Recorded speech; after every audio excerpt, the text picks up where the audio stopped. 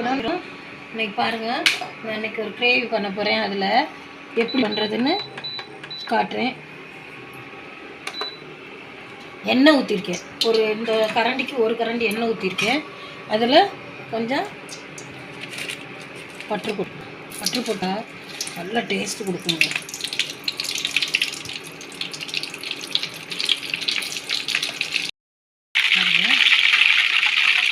இதில் நல்லா கழுவி கோயம் ரசாவும் எலும்பில்லாத கறியாக கழுவி வச்சுருக்கேன். அதை கொஞ்சம் அறுத்து எடுத்துக்கிறேன்.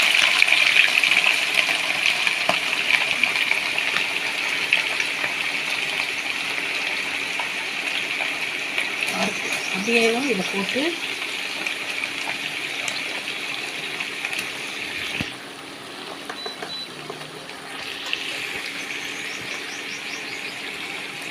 இதுலேயும் தண்ணி வரும்.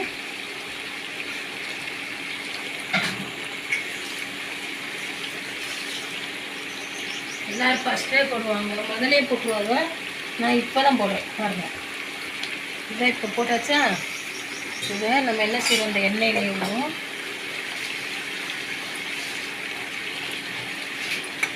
கிண்டி விடுவோம். இந்த எண்ணெயிலேயே வேகணும். எண்ணெய் பட்டது எல்லாம் போட்டுட்டோம்.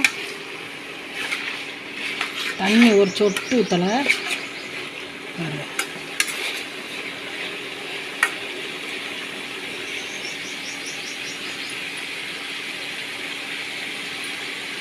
இதில் கொஞ்சம் கருவேப்பிலை, ஒரே ஒரு சின்ன வெங்காயம், கொஞ்சம் பச்சை மிளகாய்,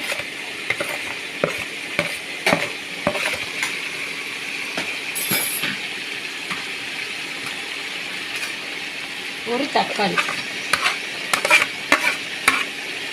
எல்லாம் இப்படி போட்டு நல்லா பார்க்கவே டெக்கரேஷனாக நல்லா இருக்குல்ல, சூப்பராக இருக்கும். இதில் அப்படியே நைஸாக உப்பு தூவி விடுங்க, தேவையான அளவு.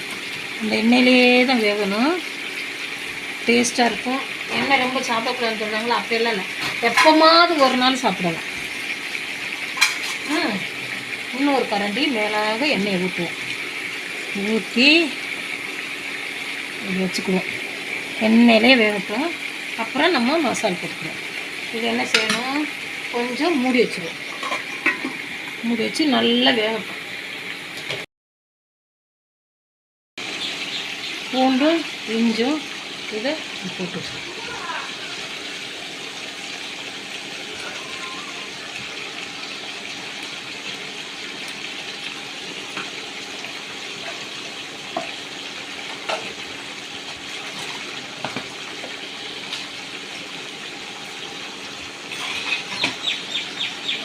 கிண்டி விடுவோமா. எப்படி இருக்கணும் இந்த வருங்க.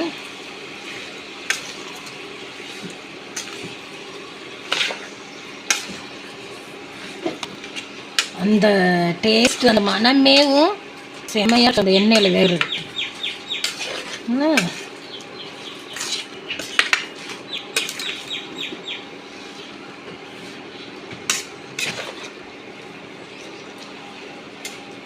இது அப்படியே இருக்கட்டும்.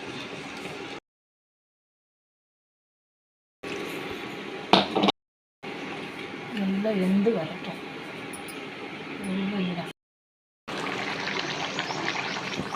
மஞ்சள் பொடி போடுறேன்.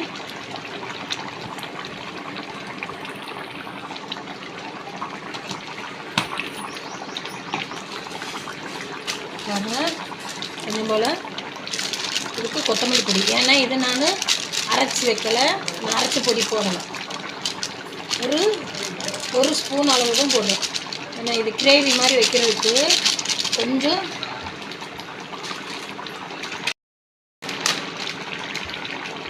சீரகப்பொடி,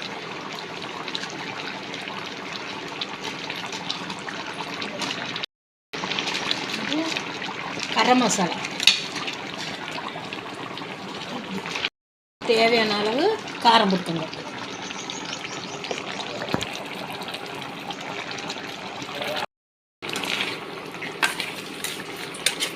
தண்ணி ஊற்றவே இல்லை, எண்ணெயில் தான் வேகுது. அந்த சிக்கனில் உள்ள தண்ணி அவ்வளோ இறங்கியிருக்கு.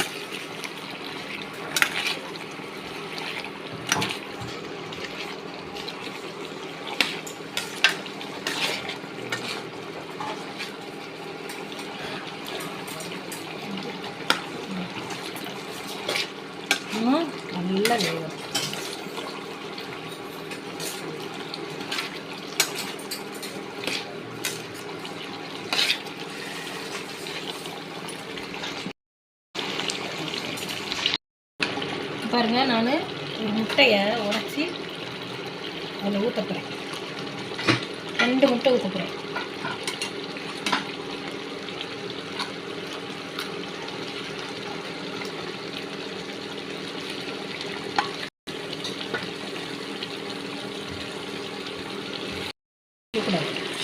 நல்லா கிண்டி விட்டுணும்.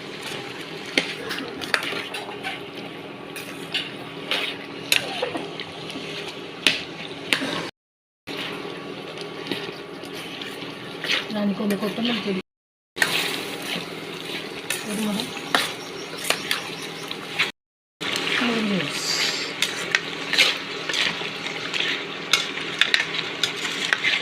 கீ ரைஸுக்கு கிரேவி எவ்வளோ நல்லா டேஸ்ட்டாக நல்லா இருக்கும், செமையாக இருக்கும். அப்படியே கொத்தமல்லி உணர்த்திடுவோம். கொத்தமல்லி அப்படியே தூவி விட்டு கஸ்தூரி மெந்தி எடுத்துக்கோங்க, அது அப்படியே விட்டுக்கோங்க. ரெடி, எல்லாம் போட்டு ரெடி ஆயிடுச்சு. வருங்க, இந்த மாதிரி கிண்டி விட்டு எவ்வளோ நல்லா இருக்கணும், ஒரு டேஸ்ட்டு பயங்கரமாக இருக்குங்க, எவ்வளோ மணக்குது. நீங்கள் இதே மாதிரி செஞ்சு பார்த்துட்டு லைக் பண்ணுங்கள், ஷேர் பண்ணுங்கள், சப்ஸ்கிரைப் பண்ணுங்கள், பெல் பட்டனை ஒத்த மறந்துடாதீங்க. நீங்கள் இதே மாதிரி செஞ்சு சாப்பிட்டு பாருங்கள், நல்லாயிருக்கும், நல்ல டேஸ்ட்டாக இருக்குது. மீண்டும் ஒரு ரெசிபியுடன் சந்திப்போம். நன்றி, வணக்கம்.